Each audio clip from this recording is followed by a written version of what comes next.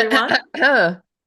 Angela Montoya has created a vampire myth that is inspired by Mexican lore, but entirely her own. Teens will root for the fierce Carolina who forges her own destiny and makes her own rules in this lush, historical fantasy romance. Zoraida Cordova, USA Today best-selling author of The Inheritance of Orquídea Divina. Woo! Yes, my queen. She is beloved by Zoraida Cordova. It's a full circle moment. You know what I mean? Like You really Zoraida is queen, and she's always been my queen. And then here we are in 2024, and she blurbed my book. Like, She blurbed I your book. I mean, I always feel like you think you were more goofy and nervous when we had her on than you actually were, but I still like taking the piss about it. yeah. But you brought it up enough times that I'm sure our Yep. listeners know what a Zoraida fangirl you are. So when I Yes. saw that, I was just grinning from ear to ear. How does it Yeah. feel to have one of your book heroes blurb your book? Amazing. So cool. Like, I don't it's funny because I just had a conversation with my editor, Bria, Yeah. yesterday, and she was just like, yeah, I've been seeing you out here networking, like you had these amazing blurbs. And Mm. then all day today I was like, who the hell else am I gonna ask to do blurbs for me? Just She's ask like, yeah, everyone. I'm just gonna keep asking this. Yeah, I mean, Yeah. because I yeah, for A Cruel Thirst, it's been amazing. The blurbs that I've gotten. So I don't know where I go from here, but we'll see. Do you need more for it, or you mean like in the future? Yes, for not for this book, for Carnival Fantastico. You get the next batch. Yeah. So A Cruel Thirst has had some really badass blurbs. So I don't There's who been a knows? few. Hey, who else? My memory's so sketch. Is there a few that have really just like made you Yeah. gasp? I mean, all of them. Like Yeah. I had Margie do it again because she is the queen Yeah. of vampires. Who else? Camilla Cole, blurbed for Camilla! Those are some yes, baddies right there. right there. And then Amelie, who we've had on the show, Yes, I saw that blurbed. one. Queen Isabel Cañas, who we've also had on the show, Yeah, this is gonna blurbed. be a hard And list to top. yeah, oh, and then Tracy fucking Wolf. She, She's choking on her own saliva, dear yeah, listeners. It got too real. yeah. Tracy Wolf, who wrote the Crave series, Yeah. blurbed A Cruel Thirst, uh, which was her. It was her doing. We met at y'all y'all fest, y'all West, and she was the nicest, like kindest person. She was just chatting with me, and she was like, "Send me your book," and then she blurbed it, and so yeah, pretty cool. I hope I'm not missing anybody, but Yeah, yeah. sorry to put you on the spot like that. Don't feel you don't, dear listeners, if she's missed someone, I literally just put her completely on the spot and dazzled her with the beams of Zoraida's words. Yeah. Anytime anybody mentions Zoraida's name, I can't function. Have you met her in person? Yes, Yeah, I yes. thought so. And that was a funny thing too, because it was at like this author party. Um and she's standing there with some friends, and I'm walking by, and she goes, Angela. And I looked like I was looking for an Angela, and I was like, oh dang, Zoraida's calling Angela. And she's like, Angela, like pointing at me, and she's like, come here. And I was like, oh my God, it's happening. And I was like, hi. Yeah, but she's like the best. She's just good with people. Yeah, So love. yeah, yes, I've met Zoraida. No big deal.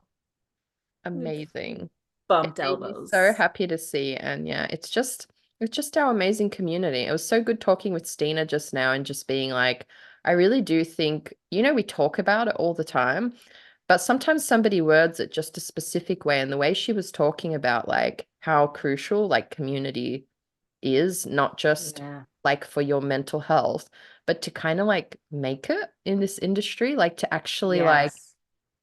know where, even just when she mentioned, we call it Squibby here, I can't even spell it out, SCWBI, the Society of Children's Book Writers and Illustrators. And when she mentioned that, I was just like, man, like when I started out, I'd never heard of that. And that was like one of my actually early entry points into kind of like a Oh. writing community. It's like one of the big ones, but like we don't really hear about it. I haven't heard about it much lately, but I know it's one of the big ones still.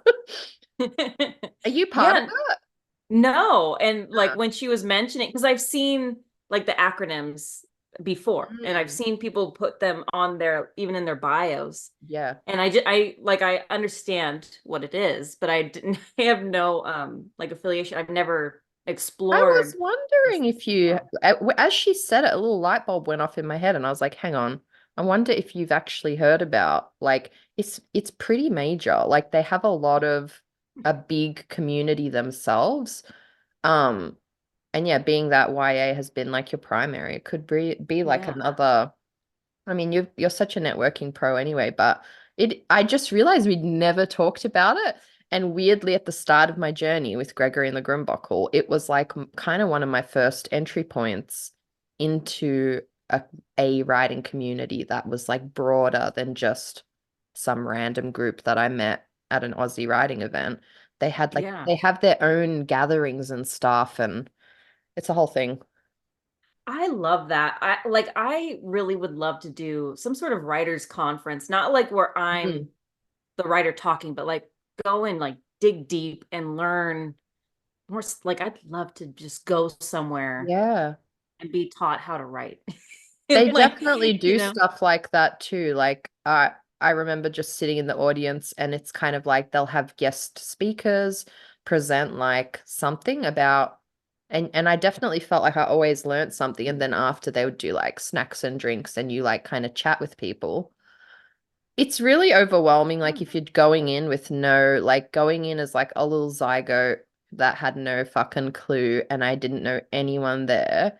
I'm amazed I plucked up the courage to do it, especially given I had like raging anxiety disorder and panic attacks at the time that I didn't know about. But I did it and it yes, was you good. did it. I Yeah. recommend. I recommend. Anyway, we'll Google more. No. For listeners who haven't heard about it, I actually, even though the experience I had was overwhelming, I did still meet some of my early connections and some good people there.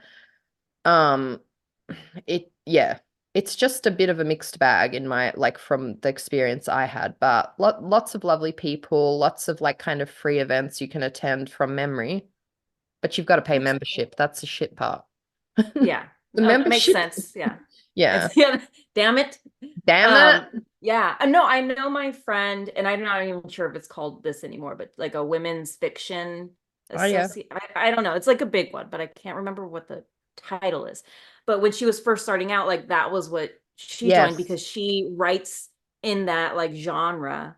Um, and she found like a lot of critique partners. So I love the idea of like finding ones that are specific to sort of like your Yeah. expertise, your genre, like young adult or children's books or whatever. And then having those sort of like access points to community. Cause, it's like in the Yeah. forums is where all the goods is, like the magic, Yeah. just like what we did with Pitch Wars, which was like Yes. when, you know what I mean? It was obviously we loved the mentorship and Pitch Wars at large, Mm. but it was really getting able to chat with other writers that are in your like on your level sort of Yeah. a thing. Did you want to Yeah. introduce us or are we past the point? Yeah. Well, we're past the point. 100% we're past the point. We are already in the episode, but everybody, welcome. Welcome everyone of the Publishing Persuasion. My name is Angela Montoya. I wrote Sinner's Isle and A Cruel Thirst and Carnival Fantastico and How great. yeah. Oh, yeah, thank you.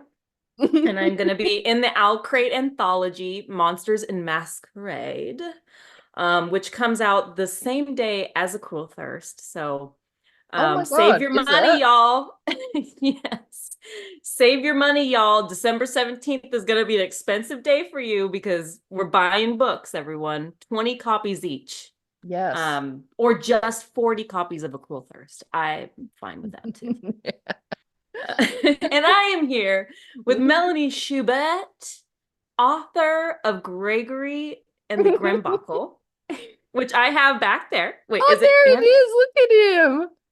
right I wish there, I still center? had stickers. I printed like thousands of stickers when I did it, and I like sticker bombed the like town. I put stickers on all the like I wouldn't necessarily do this again because, That's waste. illegal. It's now I'm illegal. It just, probably oh, was now it illegal. was, yeah, I it was wasn't back young, then. I was impressionable, and I was very into street art. So I went to all the I'm street art right. laneways and I like not just like bombed the street art laneways with these stickers of the Grimbuckle. I also printed out A4 pages with like information about the book and my Instagram. I love it. So after you vandalized property, you gave them information on how to find you. Absolutely. But like actually now that I think about it, embarrassingly enough, a street artist contacted me through it and not because they were thrilled for me. They contacted me to let me know that it wasn't like street art ethic to paste your work over someone else's piece. And I had like Right, Melanie. pasted over like, oh, but like, no, I don't feel sorry for him at all because that is the street art. Everyone paints over everyone's shit. That's kind of the code of Okay. those. But I guess because mine was paper and it was, I don't know. I had pasted over his little pasty and he was not about it. Okay, I see. So he wanted to let you know. And It you was a said, kind education, and I was sweating for weeks after in shame. But like in hindsight, oh look, I should have put it aside, but I was just like, in hindsight, everything gets pasted over eventually in those streets. So, it's true. It's you true. know, but he did Yeah, educate rumor me. has it somewhere in Australia there is still stickers There out there. are. I The still see rumors have. them from time to time, literally That's all these awesome. years later. And in one, like, there's this famous street art, because Melbourne's very fond of our street art, our graffiti scene. And once I had done that shameful thing, I tried to think of a way I could do it better. So I did I like framed a little artwork of the Grimbuckle. I put it in a frame and I like super glued it up in like little places in the street art because people do little art installations like that. So I Yeah. like put one where somebody had made like a whole scene of a little house and like glued it. I put it like in the little corner there, and I can still, every time I go into the city, I can still see it's painted over now because someone else has done a piece over it. But I can still see the frame that I super glued up in this That is corner hilarious. that like Phil put me up on his shoulders to put it high up so it would stay for ages. It was there for like a couple of years and then yeah, it got painted over eventually.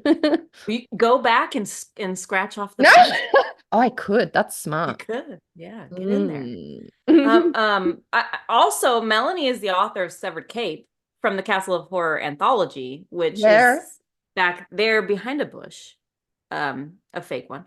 And behind her, Melanie, I don't know if what else we're allowed to talk I about at know. the I moment. Are asked him. we Yeah, I feel like it's fine. I just might have to wait till when I drop the episode, but who cares? Let's just because we might, I don't know, we're gonna do the Halloween ep, but regardless, I can wait a little.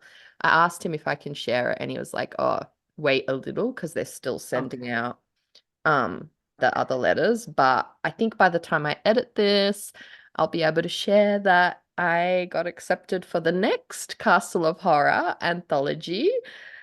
Ripped Hell from the yes. headlines, it's called. Um, so yeah, I'm a little bit in shock. Like I honestly, I slid into your DM straight away when I got the email and I was just like,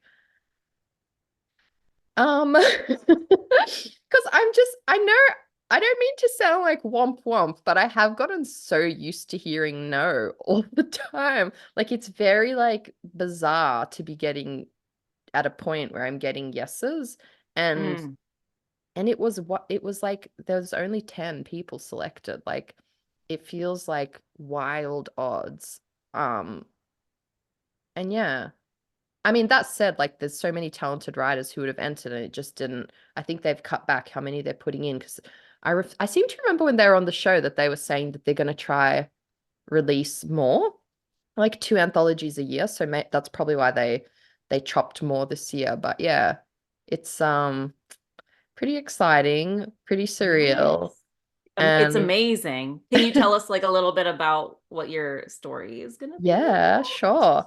My story, I actually sat with it for a while, and I'm not in the sense I'm never going to try outdo Severed Cape. I'm so glad I read Big Magic because it really reprogrammed my brain. And like, I would never go set out to be like, how can I make it like darker and whatever. Like, that's its own beast that came out of me, and it Yeah, has its own very like deeper core. Like, I'm not necessarily going to try to replicate that.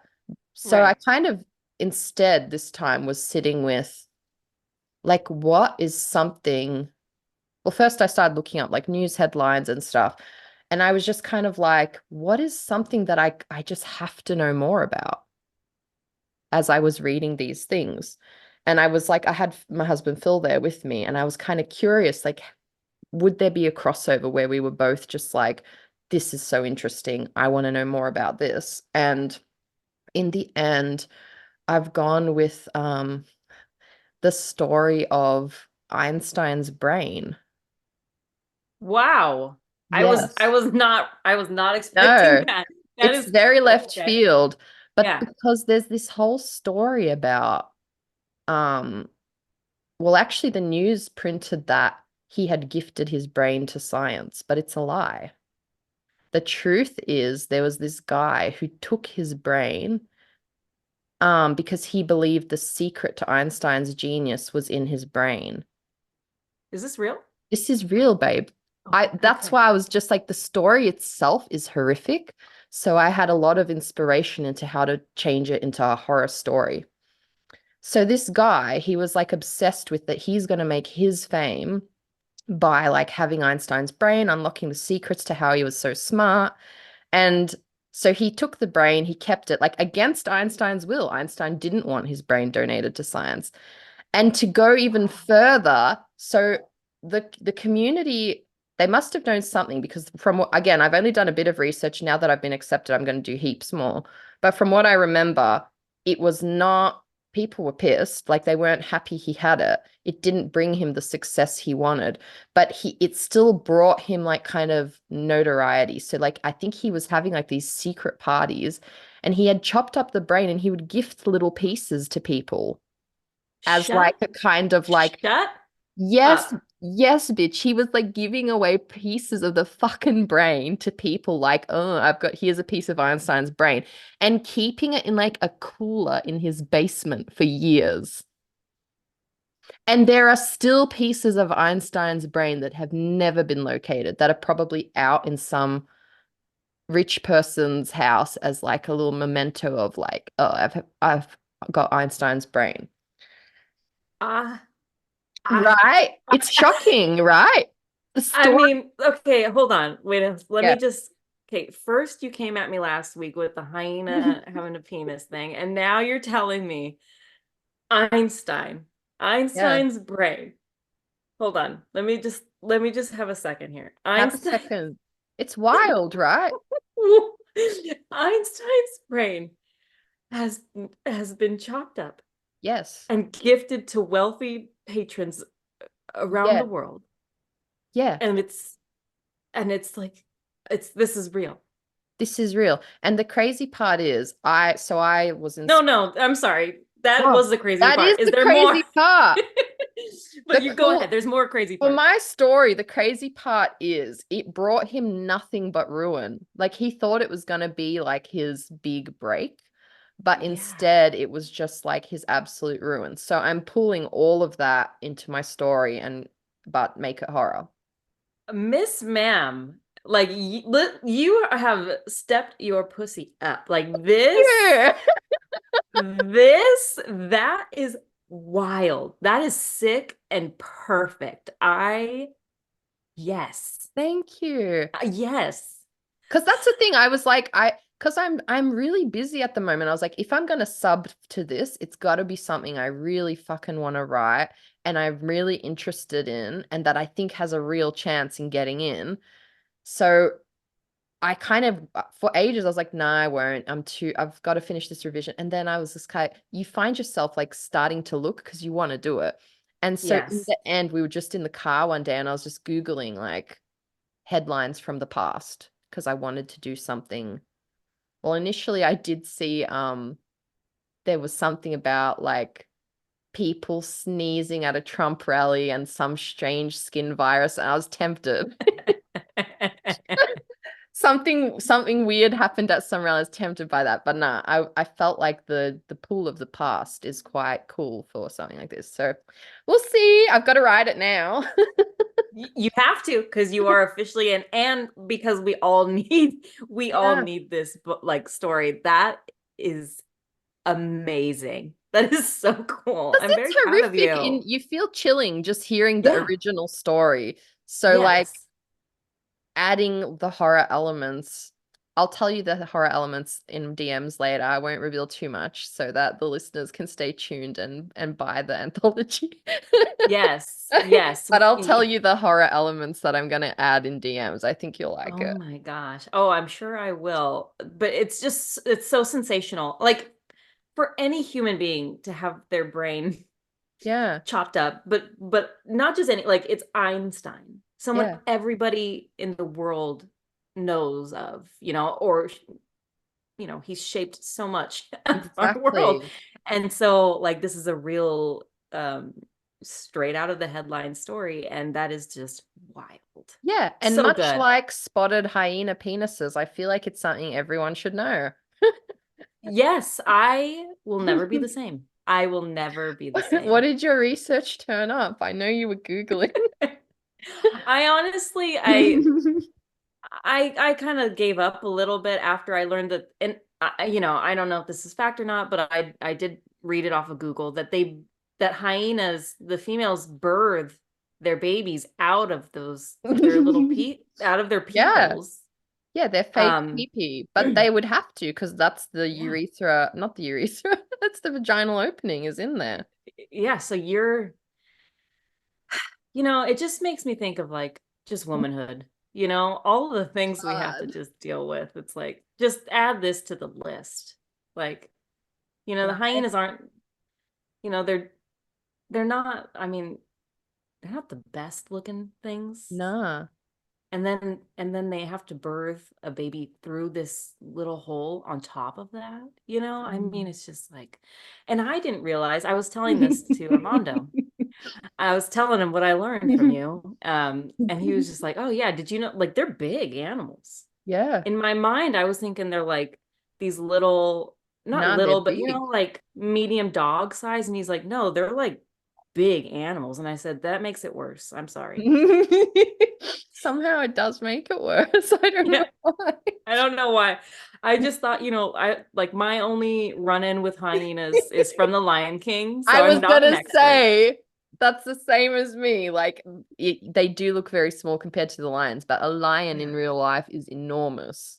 Yeah, I just know that. Dun, dun, who, dun, dun, who. Do you know that? I know that your powers of retention are as wet Yes, as a that's warthog's warthog's backside. backside. But Yes, as that's all I. thick as you are, pay attention. My words are a matter of pride. You don't want to start this, girl. I know all the fucking lyrics. I didn't. I wasn't expecting you. I did not know you knew the lyrics. I'm glad. Thank you. You gave me like Continue. 2 notes and I was ready. You were ready. You were like, "This is my time. I am Scar. I am Scar." Yes. I am Scar. Oh my gosh. But okay, bring it back in. Enough about me. How have you been? Well, actually, let's bring it back to you because I do want to What? ask. Well, hold on, because when we talked earlier, and it was Yeah. something that like it really stuck with me when you were saying that you're not like you were not expecting to hear, Mm, a yes because you're just so used to mm, hearing, getting the rejections, and I just kind of sat with that for a while because I was just like, yeah, like that yeah. is. like publishing, and it can make you jaded and make you cynical, but what I really admire about you is that like through each no or whatever it's been, like you've stepped up your game and like and like and this just shows it. And so like I just wanted to stop and say like good job, Miss No. Ma'am, because it really is so easy to, and we all do obviously, and Stina even mentioned this, like it's so easy to just go right back in and like self-depreciate and just go hard on ourselves. Yeah. But and like daily we have to remind ourselves like, no, I belong here. No, I'm doing Daily. this. Like, no, I am great. I'm amazing. But like you've been at it for so long and now here we are, you're getting the yeses. And you deserve every yes. Like you've busted your ass. So no more being surprised. Now it's just like, okay, thank you. Yeah, So I yeah, think it's good gonna job. take a while. Like I genuinely like think I probably have rejection trauma from doing it so long and just like expecting no, like which is a powerful place to be because it meant I kept going even when I maybe didn't feel like I wanted to or when I didn't feel like I could, but I was just convinced that at some point, I don't know, maybe I just became even stubborn about it, like, but yeah, it's definitely gonna take time to like, and I think maybe it comes from the place of like, don't get too comfortable. Like it's not one yes doesn't mean yes next time. I think I'm like very aware of that.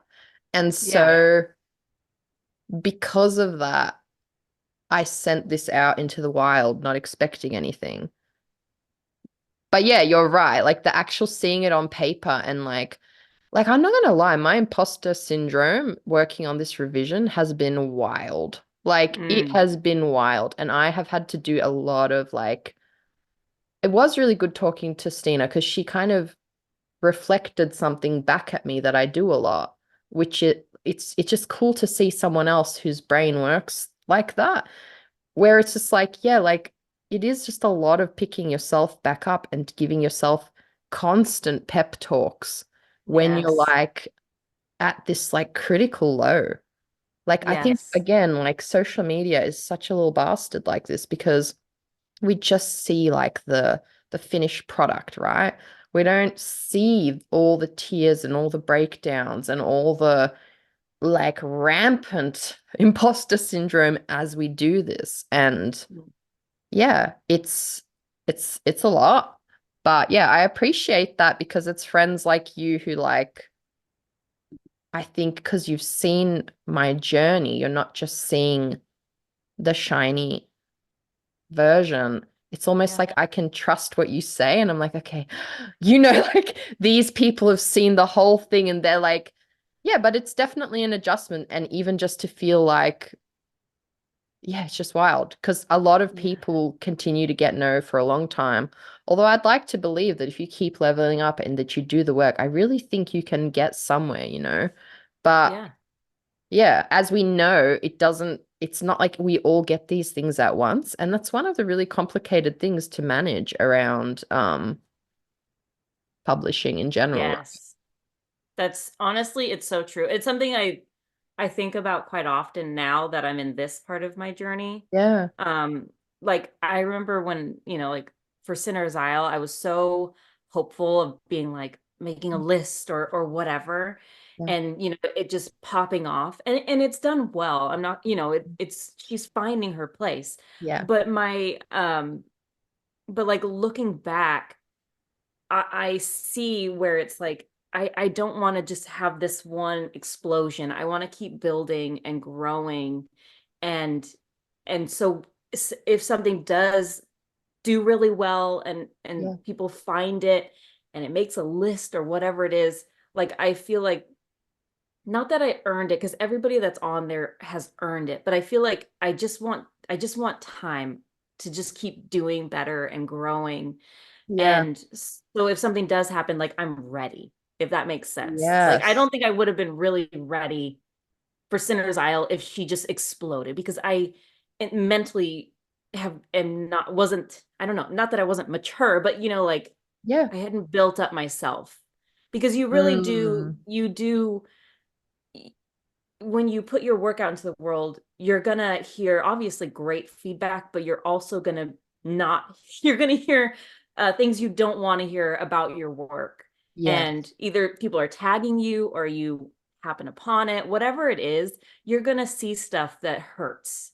Mm. And throughout this year, I've seen enough, not that it's been terrible or anything like that, but Yeah. where it doesn't, obviously it stings. It's always gonna sting because it's your work, but Mm.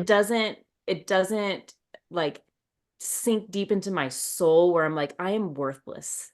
Like I Yeah. got a 1 star, I am worthless. Like I no longer feel that. And because of that, I feel like I'm ready to move on to bigger and better things. But I listen, and I don't know if I mentioned this last week or not, but I saw this on this video. And I Mm. don't even know who the author was. It was some old white dude, you know. but but what he said, like it just stuck with me so deep where, because we as authors, we're always talking about like there's so much turmoil, there's so much heartache, there's so many no's. It's so hard. Even when we're getting the yeses, but we're in revision mode. And so Mm.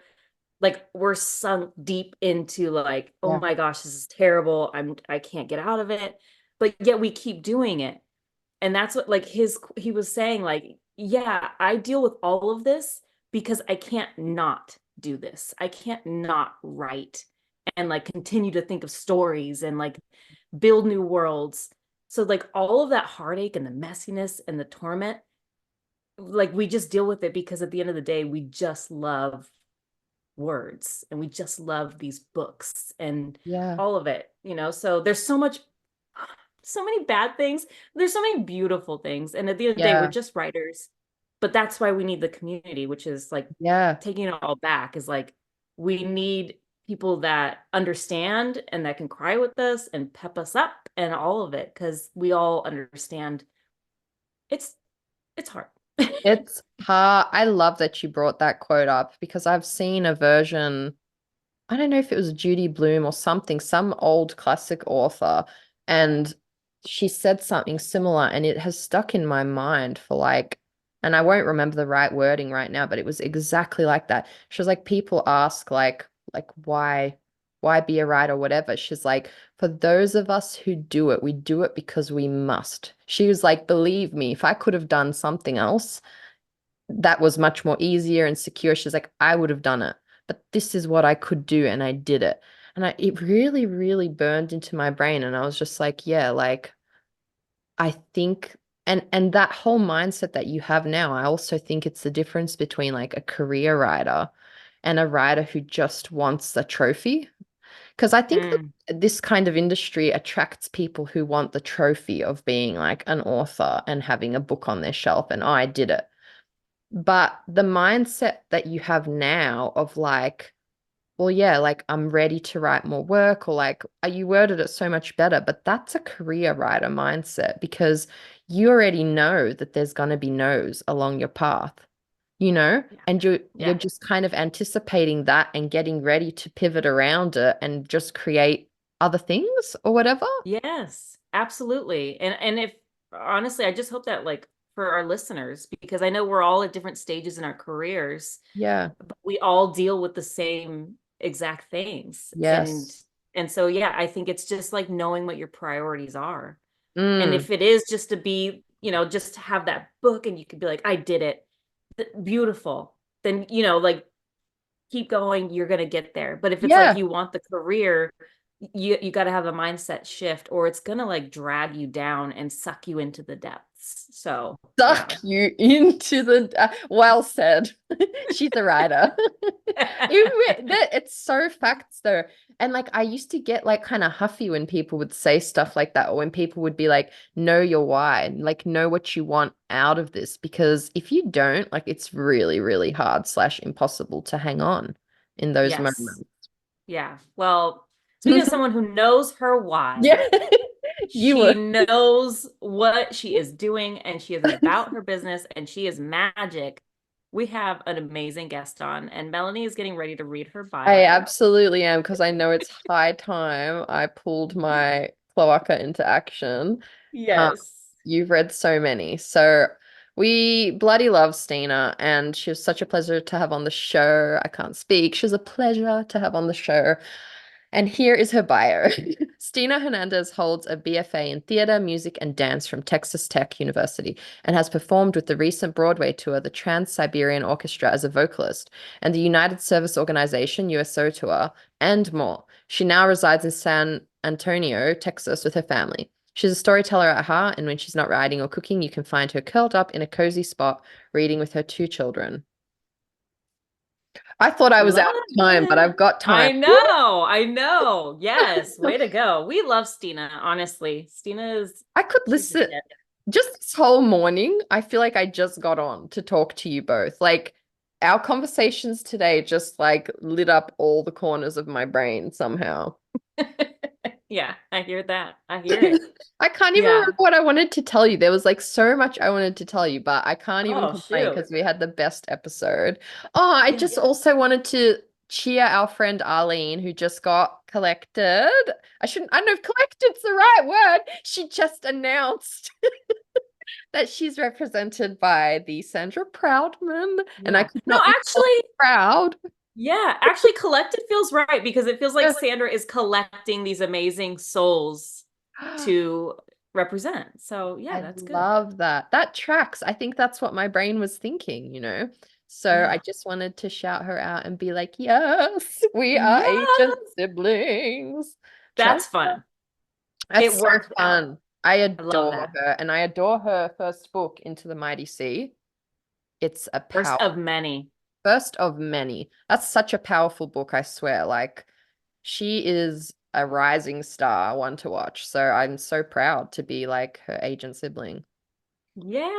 Yes. Work, Arlene. Arlene Abundas. Yes, we've got less than a minute. How did that happen? I had such a good I chat don't with even you know. today, like we always do, but today just went like, oh, gone. It did. It was really fun. Oh, because we were just talking about you desecrating beautiful artwork on on the city streets. Oh my gosh. So we were, and Einstein's brain, but it really is Oh, interesting. yes. Yes, it is. I think we're all shocked at what we learned today. It's audacious what some people will do, is what I'm learning. Yeah. Did you watch the Sweet Bobby doco on Netflix? No. Oh my Sweet gosh. Bobby. She got catfished by her cousin. Oh no. Hello. She has her power sweater on today. Her You've got a power great sweater. memory.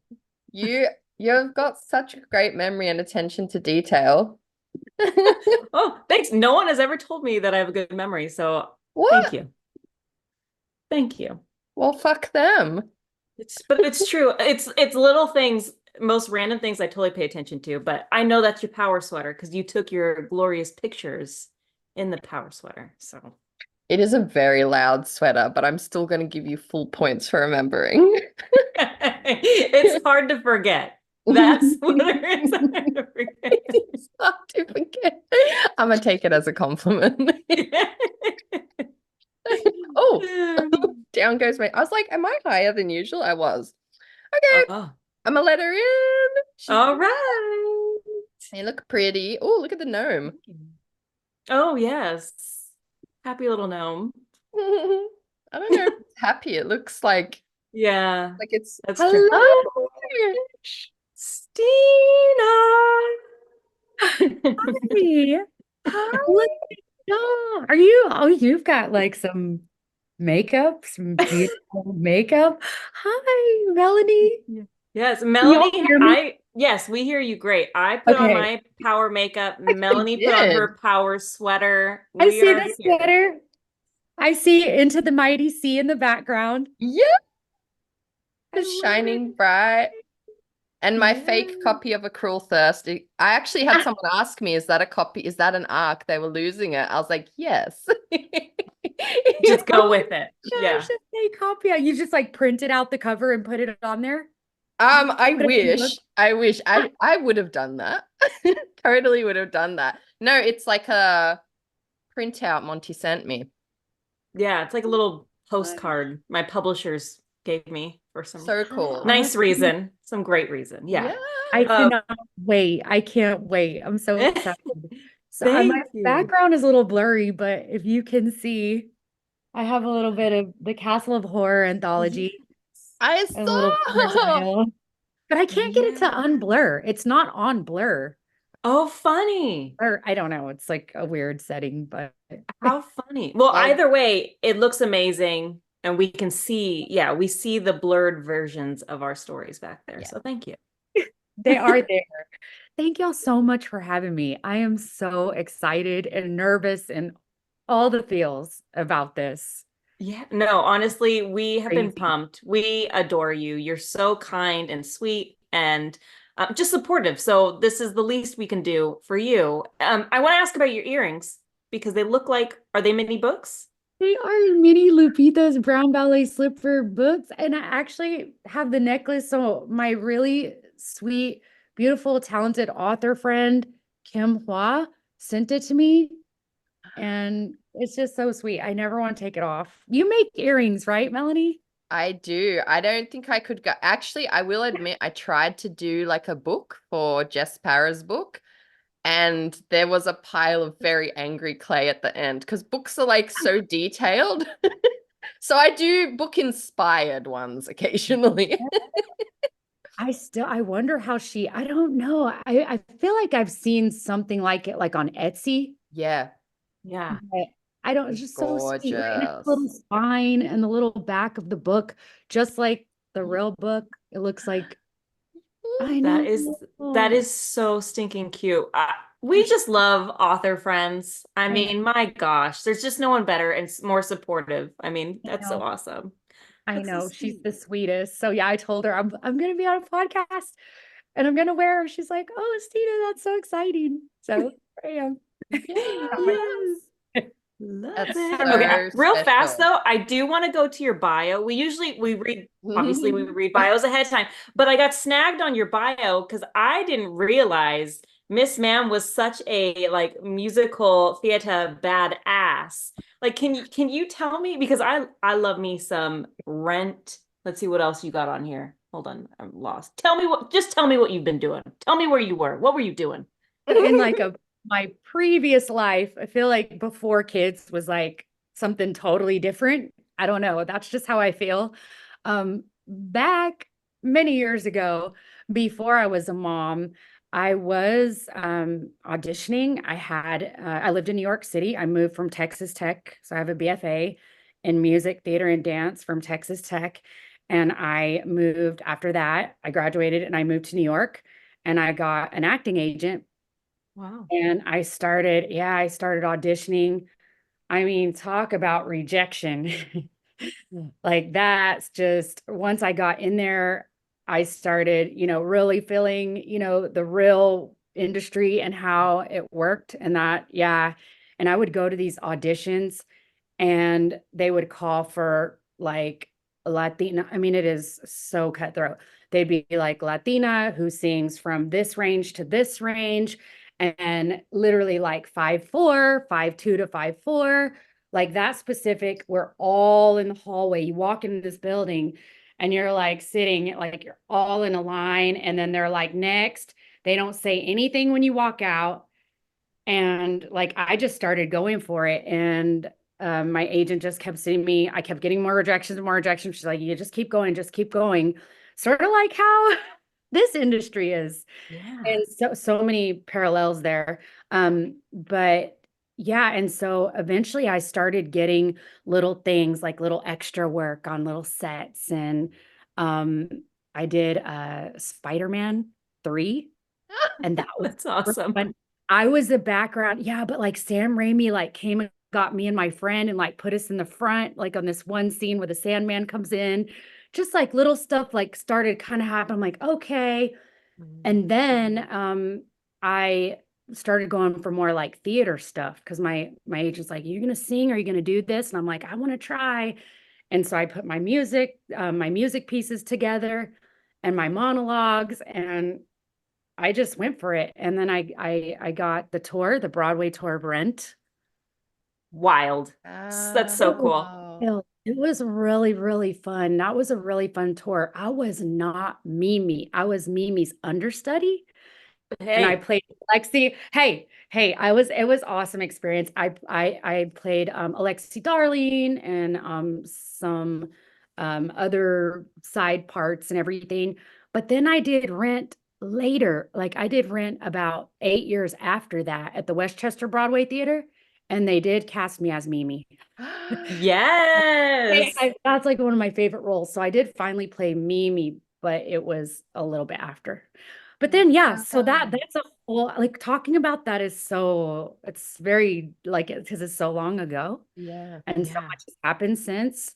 I have not really performed any since becoming a mom. Hmm. And that is when I got my teacher certification to teach theater. And so I was actually teaching at a high school theater when I was getting my student teaching here in San Antonio. I live in San Antonio, Texas. And I never went back. So I got pregnant with my son and I never went back. So that was kind of it. So I haven't really performed. I feel like this has kind of been performance, Yeah. Yes. I'm back in the limelight and it's like I kind of had put that away and like I'm like, wow, publishing is it's so much face forward, and so much putting yourself out there as you two queens of social media know. Like, I mean, it is. No, honestly. And Yeah. because I saw a picture of you reading your book to kids, and I just, like you can tell you have a presence about you. So it makes sense, that you had this in your past. But truly, like, I think about budding authors and writers that are coming up. And, before we would give talk about the advice of like, you don't have to be on social media.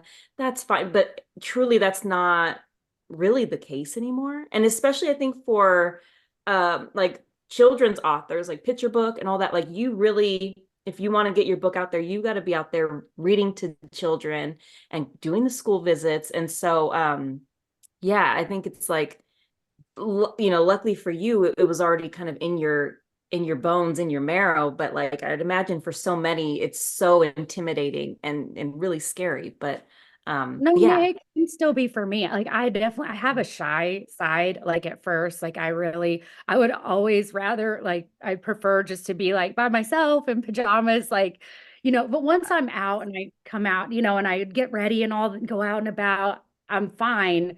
But most of like I'm introvert, which is weird. So I have kind of both maybe things about me. But I do have like a shy side. So like I get it, I understand it. That is part of the challenge of all of this. yeah. Do you have advice? This is totally random, but do you have advice on how to like get past the nerves? Because so many of us really are so introverted. Good I would just question. say, I mean, Thank you. yeah, and Melanie, you talk about this a lot, like the mental health and yeah, and I love, your podcast and your posts about it because you're just so real and open and it's important and that is something I'm really working on still like that placement of how to get past that. One thing that you said on one podcast, Melanie, was about being mindful of like simple things and simple tasks. I thought about that so much. Like after I listened to that, I don't remember who was the guest, but that really stuck with me because kind of like that, I would say be mindful of like small things and just like right before I came on, like for me, I was like, okay, I'm sitting and I was mindfully sitting, whatever that means, right? Yeah. But mindfully do things and like, okay, I'm here. I'm present. I'm a being. I am going to do something that I set out to do. And yeah, just those like just it's a small moment, but it's a big moment. Take deep breaths. I'm all about breathing. Like to focus on my breathing mindfully and breathe and mean it and know what I'm doing. It just stuck with me, but Yeah. I love that. So thank you for that, Melanie, because I've been like really focusing on that. And yeah, it's hard. It's hard to put yourself out there, but think, breathe and think about how far you've come. Think about where you want to go. And just try to be in the moment, which is what I'm really working to do right now. Which You is know? really hard in this, It like, is. we really are brought up in a society where we're like, our default is not kind of being grounded in our bodies. Like something that was maybe once the most simple, natural thing to do, we just don't do it. We're constantly like up here, up in our heads, up on the screens. And yeah, that's why like I wanted to touch on mindfulness on the pod because it is something anyone can do, like no matter where you are. And like, don't play down just the sitting. Like the number of times I just am sitting and like, oh, I feel the chair on my butt. Oh, I feel like just drawing your attention to parts of your body and being like my toes and like where you can feel maybe pain in your body. Because a lot of us carry a lot of tension. We just block out. And then you're like, well, shit, I'm having a panic attack. And it's like, girl, you weren't breathing. Like, of course you're having a panic attack. You're holding it in like this. Yeah, literally. A lot of us are, especially us like big thinking creative types, a lot of us are walking around like this. And it takes a lot of work to unwind it. But yeah. Well, I Yeah. do want to ask one of our questions. Okay. What is the strangest thing you own? Oh my gosh. I knew y'all might ask this, so I brought it. Are y'all ready? Yes. Yes. I don't know. I don't know if we're Hands ready. down. Hands down. It's actually two things. They're small and they're right here. Hands down. And people that come to my house are always like, what in the world? I love them. So this is V. I don't know. Did she go out of focus? This I is see okay. her. She's glorious. a fly trap. She So is That's impressive. healthy. She is healthy, honey. all of that, we don't cut it, we don't trim it away. We just never have, so I don't want to start now. Yeah, So yeah, we've yeah. had V for like 2 years.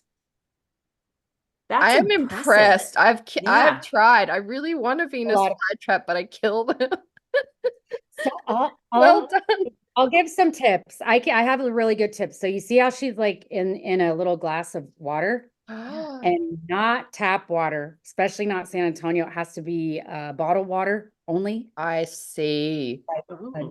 purified like drinking water. And you have to leave it like, so she's a little low right now, but yeah, no, there you go. So like about a 1/4 inch, it goes up to the little pot, so that she's always sitting Oh in my gosh. That is a hot tip. yeah. She's I'm gonna get one and try Oh, again. you should. And then like the other thing, so like, at first my kids and closing the traps, because Yes. they're, they're gonna Yes. but that's the best way to kill them, because if you do that to all of them and the kids, their friends come and I'm like, get away, because they'll go and because when they close, they're gonna close for like a few days. And then for those few days, they're not eating. And so that's not going to be good. So you can't touch the traps. I know it's so tempting for Do kids. you but yeah. feed them the traps? Yes. No, okay. So when they're outside, when it's outside, so 40 or below, you have to bring them in. They're very sensitive to cold. So she's been outside and doing really well. Outside, I can tell. So like if there's some closed traps, I'm like, oh, they got something, at night. But if a lot of them are open, we get crickets. Yeah. Carnivorous plants. We get, so there's like a little exotic pet store in our neighborhood, kind of down a little bit, and we go in and she's got crickets for like Yeah. 5 cents or 4 cents a cricket. I'm like, oh my gosh, hurry up, just put them in there. I don't like to do it, but my daughter's just like, whatever, I'm gonna do this. And yeah. And this is Donnie. And Donnie we've had for like maybe like 8 months or so now. But this is a pitcher plant, so it's also a carnivorous plant. Y'all didn't know y'all were gonna have science class, right? No. I'm We're so obsessed. invested too. Yeah. Yeah, we were like leaning in, like, what is And that? we're all, what is the no, but so they have like, so I think some pitcher plants spill over, but this is one that just stays up, and so you can see like the little pitcher where Oh, yeah. the bugs will go. So we'll put crickets in there too. Wow. Oh That my one's really cool looking too. So Oh, right. cool. Well, that we say he, she. I don't even think it's like that. I think they don't have a gender. I don't think they Wow. do. So I I'm a don't know. No, I love this. Carnivorous plants are like us. I am obsessed with them. I just They're always cool, kill right? them. And these flowers in the spring. So this is the second year that, it's already, and I do trim that because it starts to like wilt. It's just like one or two stalks and it gets like a little white flower right in the middle. Pretty. What? Like, cool. Well, I have we're to post just more pictures. Anyways, strange. we're Everyone that comes over is always like, what? What is that? And like you feed it crickets and yeah, definitely weird, right? But I love yes. No, but it's impressive because I've never seen that many like Venus flytraps in one spot. all the So buds. I am thoroughly impressed by you. Just one of many things. Like she's out here singing, acting, writing Right? books, and Wedding. not only that, but she can keep some plants alive, guys. Like that is impressive. I could never. I could never. I'm impressed by you. Those are the only plants that like me. Well, and ivies. I don't do well with succulents at all, which is they're supposed to Mm, be really easy. I can't do succulents. I don't know why. I interesting. get too excited with the water and they don't want water. These want Yeah. water. Maybe I Yeah, that makes sense. Which makes sense why these are thriving, because I didn't know they needed so much water. But this little queen over here is like, water, water, more water. And the Venus flytrap's like, yes, Mama Venus, we accept. Put us in a glass. Right. Shimmy out. Oh my gosh, I love it. Y'all are so fun. Yes. Well, honestly, I've really learned a lot about you, and I appreciate this. And I'm gonna perhaps try to. No, I'm not. I'm not gonna try to keep a plant alive. I have to get fake ones. Miss It's just what Plastic Tree in the corner. I was going to call you out. Hey, fake. It's nothing fake. wrong with that. It's beautiful. Thank There's you. that. It's even got fake leaves on the back. Fall leaves. This little palm thing has sprouted fall leaves, everyone. It's weird. I kind of want to get you a mug now that says Plastic Tree, Mama. It is me. I accept that. I accept that. I own it. It's fine. It's fine. But back to you, Steena. I want to know, like, how did we transition from, we're out here, we're having mom life, and now here we are, published author. Like, what was the journey there? Yeah, I don't know. I didn't grow up thinking I wanted to be a writer, or even in college, I would say I wasn't ever thinking about that. So after all, the performance, like I said, when I went to get my teacher certification, that's what I wanted to do. I wanted to teach theater. So I had the K through 12 theater certification to do that. And then kids. So after my son was born, he might have been probably like 8 months old. I remember taking him in the carrier, the car seat, car seat carrier, going to the library, and he loved these little classes, like these little story time, and they had a little craft that would go with the book. And we just started going to the library, probably like 3 or 4 times a week. And so it's actually like I'm a late bloomer reader, I would say, and late bloomer writer. That's when I started, reading picture books for the first time specifically too. And reading them. Then my daughter was born 2 years later, same thing. We just kept it going and we were going to the library. And somewhere in there, like the story time with them is over. And I'm still up like till 1 and 2 in the morning reading picture books, like stacks and stacks of picture books, falling in love with these little stories, that are so big too, that can be so big and say so much. And that's when I was like, oh, I wonder if I could write one of these stories, like the similarities too with like scripts and characters. And like I drew like so many similarities, I think, to stories and character when you're on stage and you're acting. and how well you have to know your character and how you become that character, you know, and same like when you're writing. Yeah, and it all just kind of came together and I was like, I wonder if I could do this. And I had all these little ideas and I just started writing. And then I was like, now what? You know, now what do I do with this? And so that around that time is when I joined SCBWI. Everything I was searching, I was like, how do you get to be a real writer? You know, everything I was searching was like SCBWI, SCBWI, SCBWI. So that's like the thing. I joined SCBWI and then that's where I met my critique partners. I did a conference. It was like because this was like right when COVID started. And so I did a conference that was online and it was really like, I was like, what am I doing? And there were all these boxes because everything was new to everybody, you know, this whole space, you know. And so it was really intimidating and scary, but I was sharing a pitch. You had to break out room and go share your pitch, that kind of thing. I don't have y'all ever done that? Like, no, I can't say I've ever done it, but it looks so intimidating. yeah, and you're just like this, you know, and then at that conference, I think it was the Austin conference, an author was like, straight up, like if you want to succeed, you have to be in the community. You have to be a part of the community. Like it's going to be your strength. It's going to be your you know, where you turn the community. She kept saying kidlit, you know, and okay, what's that? You know, and so she suggested joining at the time Twitter.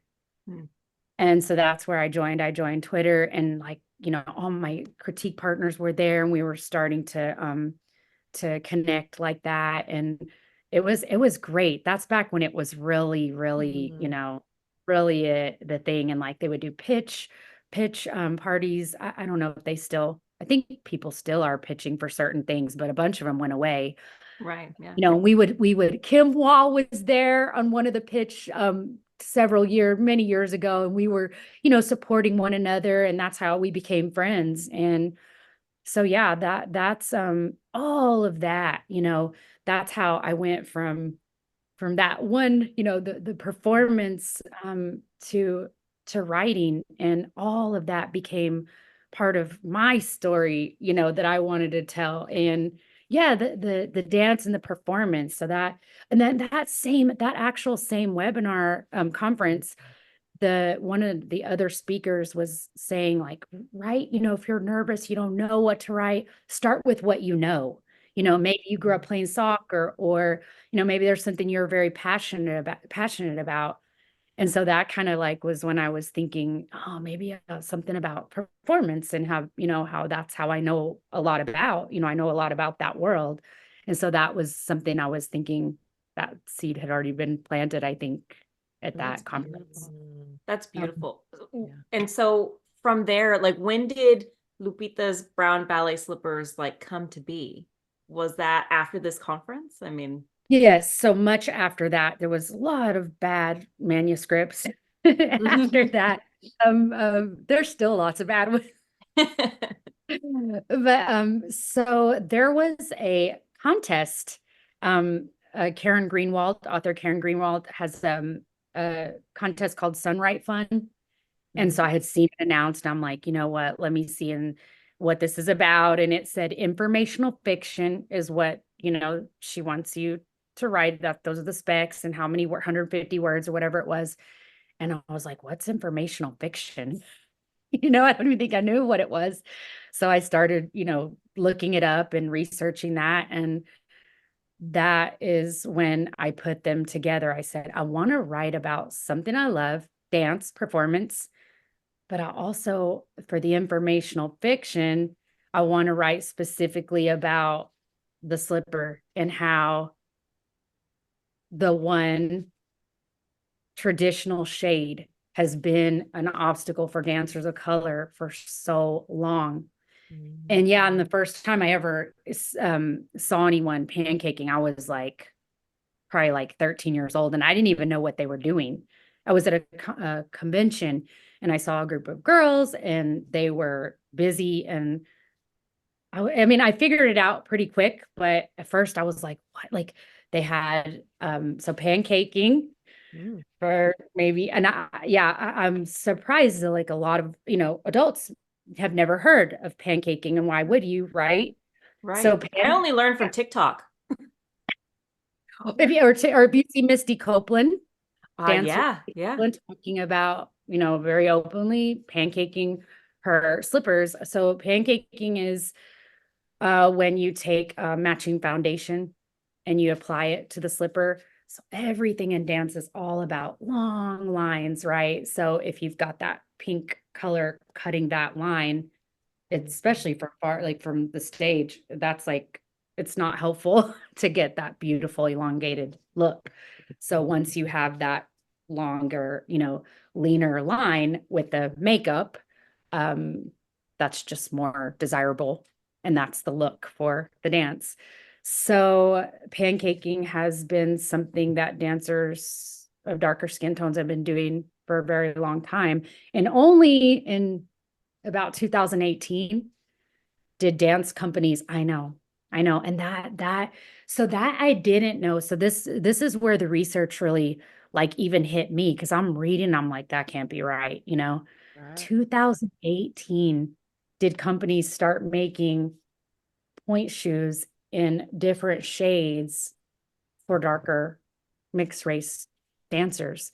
Yeah, and so it's like just another reminder of how, you know, people are excluded, and dancers of color have been excluded in the industry of dance for so long. Mm. And that was just like really like, so when you start seeing all the facts together, I was like, man, that hurts my feelings. Yeah. I want to tell this story. I want kids to know that, it doesn't have to be that way, and like that they matter, like I see you and other people see you, and I'm sorry it took so long, but Yes.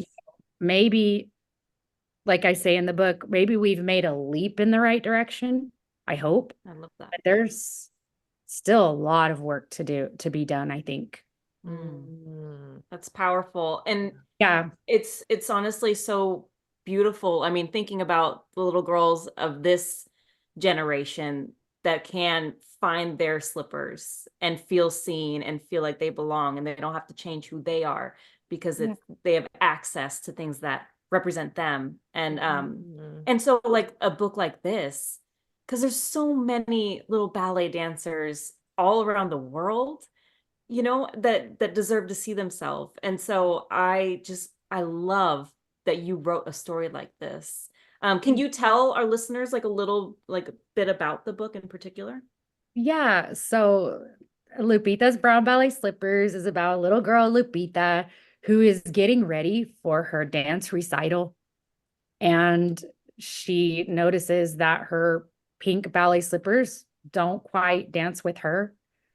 And so I'll just say she does do a little bit of pancaking. Okay, there I said it. But you'll have to read the rest to Yes. find out if, and she goes in search then of the perfect pair, and tries the messy measures, which is the pancaking. And you have to read the rest to see how her big day turns out. So Wow. yeah. Yeah. I Honestly, love thank it. you for sharing that. Like, yeah, I had never heard that before. I'm not a TikTok girly, so if it was going viral at one point, I had no clue that that was a thing. But yeah, it's such a powerful thing to share. So thank you.